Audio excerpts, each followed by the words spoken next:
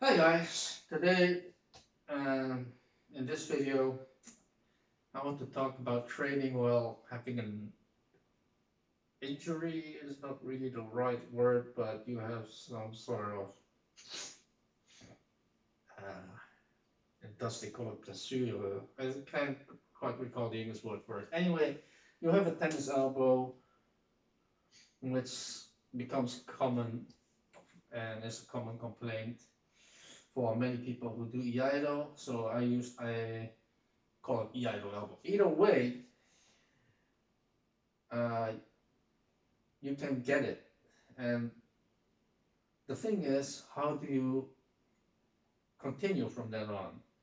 You can continue, and like I do, and what I noticed is when I practice slowly, I've been doing this more often than not, so this is actually not the slow motion you want to have. It's actually even slower and more control, so you feel what your uh, body is doing and how the weapon moves. This is also how I figured out checking Shibori actually happens automatically instead of being something you do yourself.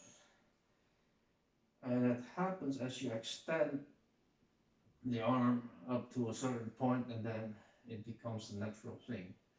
Either way, this is the way to train. When you have an injury like the tennis elbow, figure out the movement and the technique as you go slow and controlled, rather than just going through the motions as you've done up till this point. No, I was using my left hand up till now, but the same goes for the right hand. Be ambidextrous, move and train both hands and muscles so you can perform the technique correctly.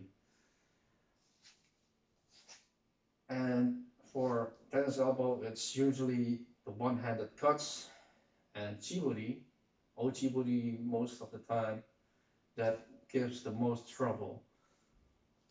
And also here, this is the less strenuous way to do ochiburi. There's still a little bit of a twinge at the end, so not entirely, but you get the idea actually. If you, I hope, at least I hope you do, is you train slow and control and figure out what does not hurt the tendons in this case, while making the technique correct. And as you figure out the slow one, you can gradually increase speed while trying to maintain the technique, and then find the right moment of muscle tension. What I noticed while training like this is also in the video of the Chakin Shiburi, what I said is you naturally figure out things. Well, you figure out that the techniques happen naturally if you do them a certain way. So all the things you hear, Chakin Shiburi,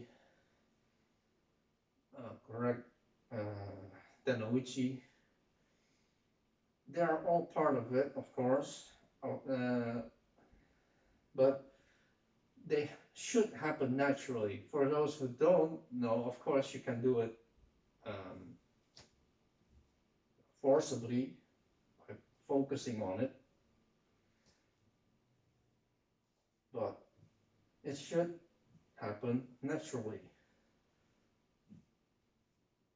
regardless of the speed.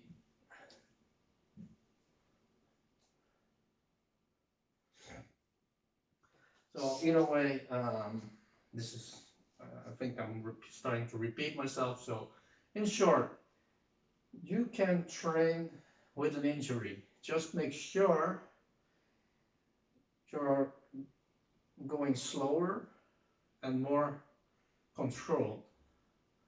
And then as you figure out how to do it slow and controlled without overexerting the tendons and muscles, you can gradually increase the speed until it reaches normal execution speed. But this is how you can still continue training. It's not going through the pain like no pain, no gain. That's not the point. It's trying to figure out how you can get better while injured. And this does not need to mean you go until you're overly exerted and panting and are very tired and have pain all over. That's not the point. So that would be all for this video, and I'll see you in the next one. Bye for now.